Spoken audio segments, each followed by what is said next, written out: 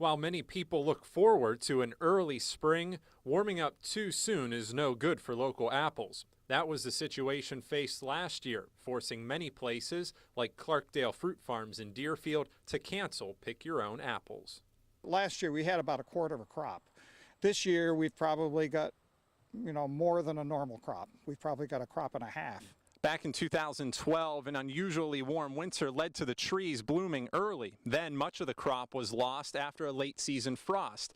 This spring, however, things have timed in much closer to normal, and the benefits of that are now being seen by this fall's harvest. This location right here, which are 100-year-old Macintosh trees, there was no crop at all last year. First time in my memory. And now, as you can see, because we had a normal winter and bloom was a little later and good growing conditions, plenty of moisture, plenty of sunlight, we have a full crop of apples. Plenty of rain this past summer kept the trees healthy. Cool nights in the 30s and days near 70 are also ideal conditions this time of year for colorful Macintosh apples and its relatives like the Cortland or Empire. Not only does that mean plentiful trees to pick from this fall, a great season allows Clarkdale to also bring out their freshly made cider today and keep it coming through the winter. Last year we had to close early. We usually run until about February, but we closed up in December because it was such a short crop. This year we anticipate at least being open till February, so it'll be great for business, and then people are really happy because we'll have cider and apples longer into the season. In Deerfield, I'm meteorologist Mike Skurko, CBS 3 Springfield. Our spring was real strong and summer has been kind of normal, but we've been taking more reservation activity has occurred for the fall, I think, this year than last year. Sunshine glistened over Western Mass yet again today, an ideal afternoon for coming out to see the fall colors. For any seasonal business, weather can play a critical role.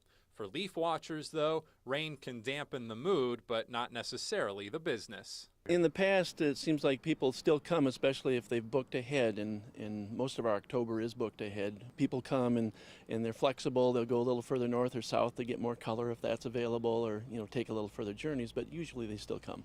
Hues of yellow and orange come out every fall. It's the reds that are much more weather dependent, and so far the weather this autumn has cooperated nicely to bring out those colors as well. Some years are not so good and some years are really good, and this year looks like a pretty good year from what I've seen so far from our area. We had some guests from Texas this morning who said they've never seen things so red. Millions of dollars get pumped into local economies each year from the tourism that leaf peeping brings in. In Sorensen's eyes, a great sign of business is the increase in foreigners coming to see New England's most spectacular show in nature. Last few weeks we've had people from China, Japan, Germany, the UK, Netherlands, and Indonesia, and so it's nice to see those people coming into Western Massachusetts. They're looking nice and green and healthy. It's been a good year to grow grapes. Despite everything that Mother Nature can throw at us during the summer, everything seemed to fall in line nicely at Black Birch Vineyard in Southampton this year, and this week's sunshine accentuates that point. One of the things that we get really concerned about is too much rain, because too much rain causes excess water to go into the grapes, which lowers the sugar content, which lowers the flavor level. While this has been one of the wettest summers on record in the Pioneer Valley, the timing of it all actually works perfect here at Black Birch. Rainy days in June and July were ideal for these vines to grow, but then drier days late in the summer have been ideal for the grapes. Pretty much we have what we have, and hopefully we can keep what we have over the course of the next 3 weeks. Cool nights and days in the 70s would be ideal. While Western Mass is not the wine capital of the world, our climate can bring out a wider variety of wine. We also make wines out of varieties like Croix Noir or Noiré or Traminette, which are more specialized varieties that grow in colder climates. Having a winery or a vineyard in New England per se, that's what makes it unique. And sunny days like today make it a perfect visit to see where it's all was made. To learn, maybe how the process works, the whole tasting experience. When you come here, you'll know that the view is incredible. It's an ideal spot to just come and visit and relax. In Southampton, I'm meteorologist Mike Skurko, CBS 3 Springfield. At first glance, it looks like ordinary water, but here outside the Williams Farm Sugar House in Deerfield is freshly delivered raw sap that will soon be sweetening your morning pancakes. All of that steam you see coming out of the roof, that's the water being evaporated out of the pure sap off the trees. It takes about 43 gallons of that sap to make 1 gallon of maple syrup. Just kind of watch, long-range forecasts and see when things are starting to warm up. When we get the warm days and cold nights, the sap starts to run. After the trees are tapped and delivered, it's as simple as boiling away the water in stages. This batch takes it from that original 43-to-1 ratio down to about 10-to-1.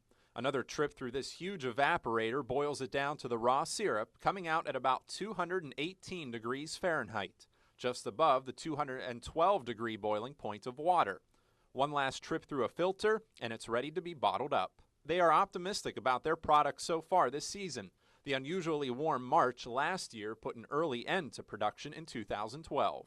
It's more temperature related. I mean, the amount of sap you get is related to having the right change in temperatures. The night before last and yesterday was the perfect combination. I got into the mid-20s at night and warmed up into the 40s during the day. Like I said, yesterday we had a good run. In Deerfield, I'm meteorologist Mike Skurko, CBS 3 Springfield. It just shows you how strong Mother Nature is and how we have to kind of work together in a bipartisan effort to, just keep people safe and get them the tools and resources they need to, be made whole. Western Massachusetts narrowly escaped record flooding. Many parts of southern New England did not. Rhode Island broke its 100-year flood mark, while Boston has seen its wettest March ever. Senator Scott Brown discussed ways people here can find the help they need if at risk of major flooding in the future. Best thing to do is to call your local DPW person, have them come down, evaluate the property, and see if there's anything that can be done that way. If there's some larger projects, dams, roads, culverts, other things that need to be addressed and get some federal funding, that's where I would come in. Senator Brown toured MEMA District headquarters in Agawam, thanking all workers for their hard effort and to get his own personal assessment of flooding concerns in this part of the state. It was a first, to be very honest. I've been doing this about 8 years. It was great that he came here. Although Western Mass wasn't hit very hard, Central Mass does, and we do serve Central Mass as well. All of the rainwater from Monday and Tuesday has to go somewhere, and for many locations across Western Mass, it ends up here in the Connecticut River. So even though it stopped raining today, the water is still coming in, and some of those river levels are just now getting close to flood stage. But luckily for us, some drier weather is expected later this week, and we'll see those river levels start to decline very shortly. In Agawam, I'm meteorologist Mike Skurko, CBS 3 Springfield. We take for granted that hockey is usually an inside sport, but maintaining these indoor frozen ponds takes a little more work than Mother Nature puts into local lakes in the winter. Moisture in the air causes fog, softens the ice a lot. A machine may go down and the arena will fill with fog in minutes. For Scott Griffith, Director of Operations at the Mass Mutual Center, keeping 10,000 gallons of water frozen is no simple task. With Armor basketball games, circuses, and concerts also taking place just above the ice surface, precision must be maintained when it's time for the Falcons to hit the ice. A slight change in temperature and the players take notice. If it gets too hard, the ice will actually become very brittle and chunks of the ice will fall out if guys are taking hard turns or something. And if it gets too soft, the skaters have a really hard time. The ice gets bumpy and they make some good deep ruts in there. The freezing point of water, of course, is 32 degrees Fahrenheit. The ice at the Mass Mutual Center and American Hockey League rinks around the nation are typically kept between 18 and 20 degrees for game time. But non-hockey events have different temperature standards. Any skating show, they like the ice a lot softer, so when they do make those jumps or a landing from jumps, the ice is soft and their skates dig in, but they don't make the chunks fly out as what would happen if it was a lot harder. But how does the ice stay frozen when the crowd is watching a game at a comfortable temperature? The secret lies beneath the floor. Refrigeration pipes beneath the ice carry 40,000 gallons of glycol antifreeze. The web of piping keeps the rink frozen, while the stands stay warm, with Griffith keeping a constant eye on the thermostat. Infrared monitors that are up in the ceiling that shoot down to the ice, and there's also in-floor monitors that measure the temperature of the ice from underneath. When the Falcons are away from the Mass Mutual Center, the work doesn't end. Insulated panels are laid over the ice. The rink stays down all season, while events on the floor above heat up. At the Mass Mutual Center, Mike Skurko, CBS 3 Springfield. Push a blade and it will rotate. Push on 3 123-foot long blades and generate a rotation capable of powering a ski resort. At Jiminy Peak in the Berkshires, this wind turbine, nicknamed Zephyr for the Greek god of wind, became the first owned by a private business in the U.S. So how does it work? The easiest way to think about it is think of the blades as a sail. Each one of the blades is a sail, or perhaps an aircraft wing, depending on your point of reference. At about 6 miles per hour, the turbine starts up. At about 18 miles per hour, the amount of power produced reaches a maximum. These large blades can turn up to 22 rotations per minute. That spinning motion is then transmitted through a gearbox and then into an electrical generator, which then spins and produces energy. Electrical energy of 4.6 million kilowatt hours each year. This clean energy, straight from Mother Nature, reduces carbon dioxide emissions by more than 7 million pounds. It's equivalent to driving 75 million fewer miles or planting 83,000 new trees. At any one time, Zephyr can be producing half of the power needed for our snowmaking operations. When we're not making snow, that power is then utilized by the lifts, by the snowmaking, by the restaurants, and by the hotel. You may think the faster the wind, the faster the spinning motion will be. But Van Dyke says that's not the case. Essentially, a 20-mile-per-hour wind will produce the same amount of energy as a 50-mile-per-hour wind. At 55 miles per hour, the turbine automatically shuts off. The wind is not constant. The wind varies significantly all the time. Think of your car. It's much more fuel efficient when driving at a constant speed on the highway rather than the stop-and-go traffic of the city. Wind turbines similarly have the best efficiency in constant wind speeds. Ideally, the wind would blow at about 18 miles per hour.